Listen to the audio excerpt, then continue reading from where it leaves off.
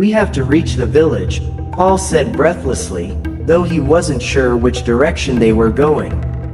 Everything looked the same in the dark, and the oppressive weight of the forest made it feel as though they were walking in circles. Anna was struggling to keep up, her face pale with exhaustion. I don't think I can go much further," she gasped, stumbling over a root. Paul stopped, turning to her with concern. "You have to. Just a little further, Anna. We can't stop now." But even as he said the words, he could feel the crushing weight of their situation. The night felt endless, the forest a never-ending maze. And somewhere, out there in the darkness, Dracula was hunting them, his patience limitless, his hunger insatiable. Then, without warning, a shadow moved in the corner of Paul's vision. His heart leapt into his throat as he turned, his eyes searching the darkness for the source of the movement. "Paul." Anna's voice was small and terrified. He didn't answer. He knew what was coming. Dracula was here. Suddenly, the Count emerged from the shadows, his figure towering and monstrous in the pale moonlight. His face was twisted with fury, his eyes glowing with a dark, malevolent fire. "You cannot run from me," Dracula hissed, his voice cold and venomous. "You belong to me." Paul stepped in front of Anna, his heart pounding in his chest. "Run, Anna. Get to the village." Anna shook her head, tears streaming down her face. "I won't leave you. Go," Paul shouted, shoving her toward the trees. "Now." Anna hesitated for a moment, her eyes filled with fear and anguish. But then, with a sob, she turned and ran into the forest, disappearing into the shadows. Dracula's eyes followed her for a moment, but then he turned his gaze back to Paul, his lips curling into a cruel smile. "You are brave," Dracula said, his voice mocking. "But bravery will not save you." Paul's heart raced as Dracula advanced, his movements slow and deliberate. There was no escape this time. He could feel it. The Count was toying with him, savoring the moment. Paul braced himself for the attack, knowing he couldn't outrun Dracula, couldn't fight him.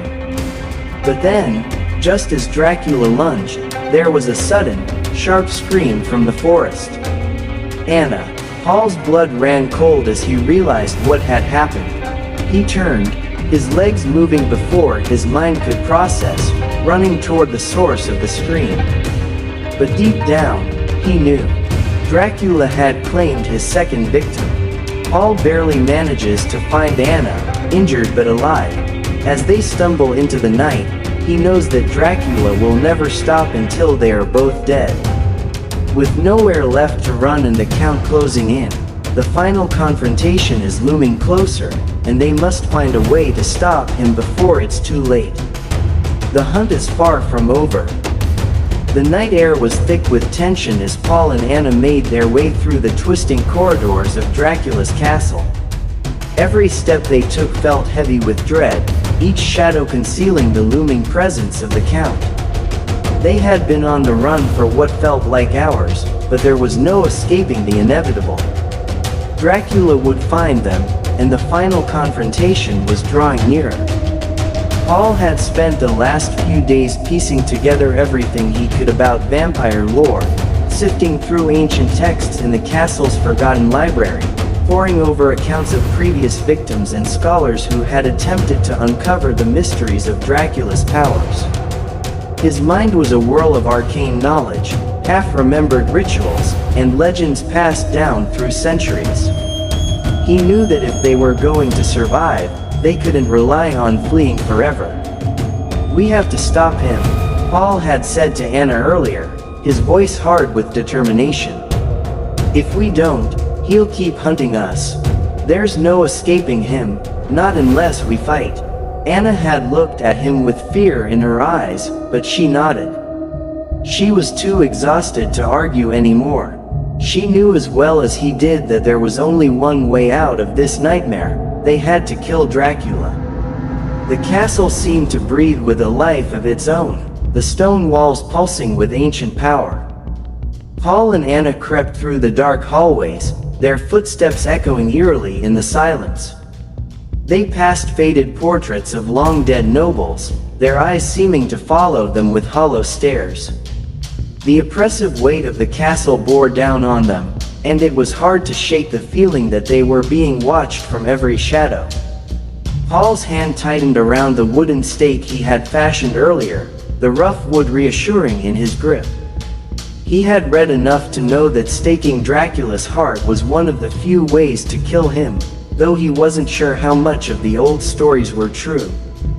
Could they truly end a creature as ancient and powerful as Dracula? There were too many uncertainties, but Paul clung to the hope that if they could catch the Count off guard, they might have a chance. "Do you think this will work?" Anna asked, her voice trembling. She had a silver cross clasped in her hand, a small line of defense against Dracula's unholy power. Paul glanced at her, seeing the fear in her eyes but also the determination. "It has to," he said, though he wasn't sure if he was trying to convince her himself. "We know his weaknesses: sunlight, a stake to the heart, holy symbols. We'll use everything we have." Anna nodded, though her expression remained uncertain. They had no choice but to trust in the old legends. If the stories didn't hold true, then they were already dead. The entrance to Dracula's inner sanctum loomed before them, a pair of massive, iron-bound doors that seemed to absorb the very light from the torches lining the hallway. Paul could feel his heart pounding in his chest as they approached. This was it. Beyond those doors lay the Count, waiting, watching, perhaps even aware of their approach. "We go in, we keep him distracted," Paul whispered to Anna. "Don't give him time to use his powers. He's fast, but we're faster if we stay focused."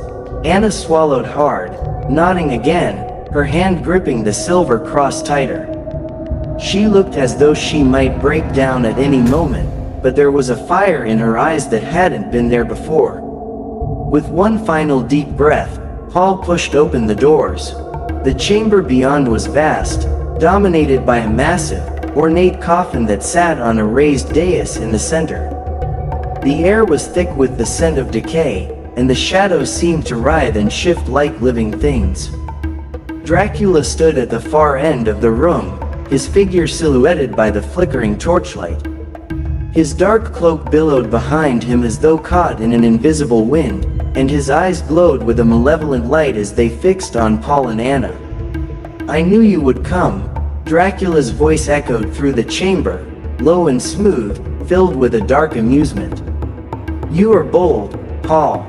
Foolish, but bold." Paul stepped forward, his grip tightening on the stake. "This ends tonight, Dracula," he said, his voice strong despite the fear twisting in his gut. "You won't torment anyone else." Dracula chuckled softly, his fangs glinting in the dim light. "You think you can kill me, boy?" he asked, taking a step closer. "Do you even understand what I am? I have walked this earth for centuries. I am death itself. I've read the stories," Paul shot back. "I know your weaknesses. I know how to kill you." Dracula's smile faded, replaced by a cold, calculating expression. "Is that so?" he said, his voice dripping with disdain. "Then let us see if the stories hold any truth." In an instant, Dracula moved, a blur of motion faster than the eye could track. Paul barely had time to raise his stake before the Count was upon him, knocking him back with a swipe of his clawed hand. Paul hit the ground hard, the stake skittering out of his grasp. Anna screamed, raising the silver cross, but Dracula turned on her with a snarl, recoiling from the holy symbol but not retreating entirely. His eyes burned with rage as he circled her, keeping his distance but waiting for the right moment to strike. Paul scrambled to his feet, his eyes darting around for the stake. He spotted it lying a few feet away and lunged for it, but Dracula was faster. The Count's hand closed around his throat, lifting him into the air with terrifying strength. You cannot win, Paul, Dracula hissed, his eyes boring into Paul's. You are nothing but a mortal, bound by time and weakness. I have seen the rise and fall of empires. I have feasted on the blood of kings. What are you compared to that?